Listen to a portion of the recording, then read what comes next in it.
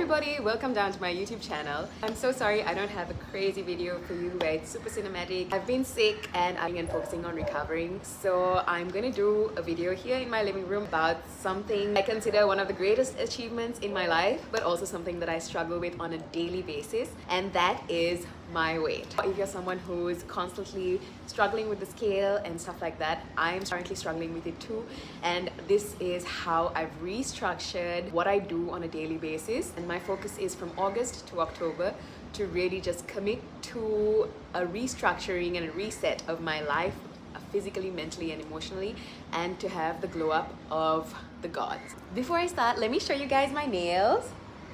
How gorgeous these nails are.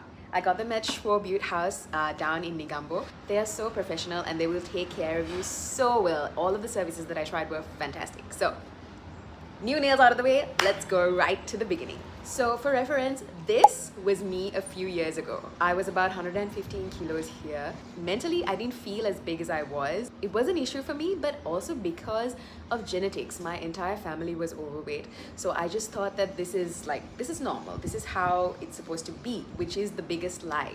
Genetically, yes, there are things that I deal with that are not common to everyone. I do have lipedema. I've made TikToks about this before, explaining what that is. Aesthetically, there's a limit that I can go without getting surgery, but that's fine. That shouldn't stop me or anyone from trying to live the healthiest life that they possibly can. So let me give you some history. I'd never set foot in a gym before. I had done swimming, netball, basketball as a kid, but generally we lived very sedentary lifestyles, really bad sweet tooths and bad eating habits. I had to start from scratch basically and teach myself new habits.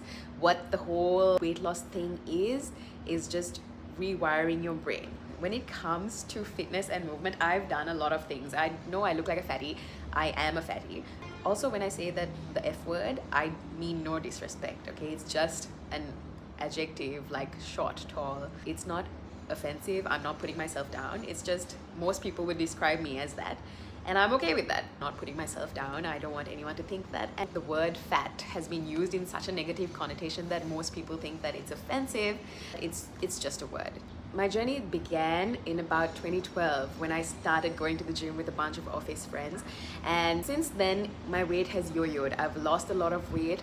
I've gained all of it back and some more. 115 kilos. Quite a hefty weight on a girl who's just like 5'2" in height.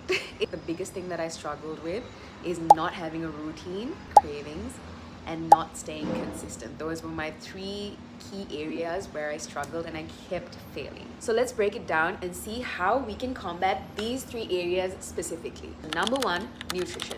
The key thing about nutrition is calories in versus calories out. That's how you're gonna either bulk up or lose weight. So you need to know about your calories. How do you get to know about calories? You can do your own research, or if you don't have the time, you can pay a professional and get their knowledge and their expertise for a certain fee. Now, I worked with this nutritionist over here.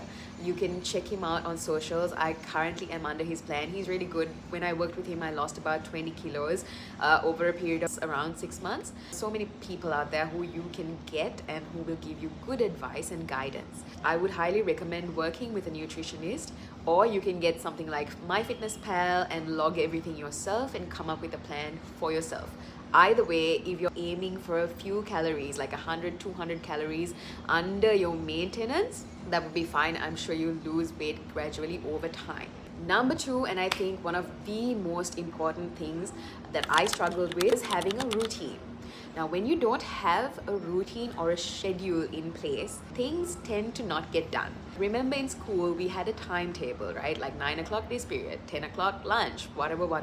That's really practical. 2 years ago, I went freelance, so now I don't have a rigid workflow. I have a lot of free flow within the day. Planning my day is essential because otherwise the day just gets away from me. I restructured my day and I gave me like some key goals. These are my mandatory things for the week. 10,000 steps a day, 30-minute workout into 5 times a week, and meal prep on 2 days of the week. I find that scheduling these things in actually ensure that it gets done. So that's step number 2. Create yourself a schedule and a routine that you can stick to. Step number 3 is the hardest one in my opinion, and it is staying consistent. You do the work over time is when you're going to get the best results. Doing it for 1 day, 1 week, 1 month, you might not see a damn thing. 3 to 6 months, it's when you really clearly see a difference, and when other people will start to see a difference in your body. Your first 2 tips that you did will really help you stay consistent. Something that happens to pretty much everyone when they start a fitness journey. You might get sick, you might get injured, you might run out of time, and life will start to happen. You might binge eat and then you'll give the whole thing up. I am saying practice the art of restarting. Even if you fail, even if you eat like shit today, use that calorie surplus to go lift tomorrow. Or want to walk, do your workout, maybe 10 minutes extra or something like that. Eat a salad, like get lots of protein in. Like there's always way to damage control instead of completely quit and fall off the wagon. I'm currently really struggling with binge eating. I haven't gained weight as such, but my weight is fluctuating a little, and I want to really rein that in and bring in some more movement into my life daily. Ooh, I'm also going to show you guys how I'm incorporating movement into my day. Since I decided to stop going to the gym because I was having crazy gym anxiety after I broke my hand, I decided to start with the home workouts because I was being really consistent with those because I have a lot of free time in the mornings usually. What I did was I made 3 or 4 playlists on YouTube of 30-minute workouts, different workouts that I could do.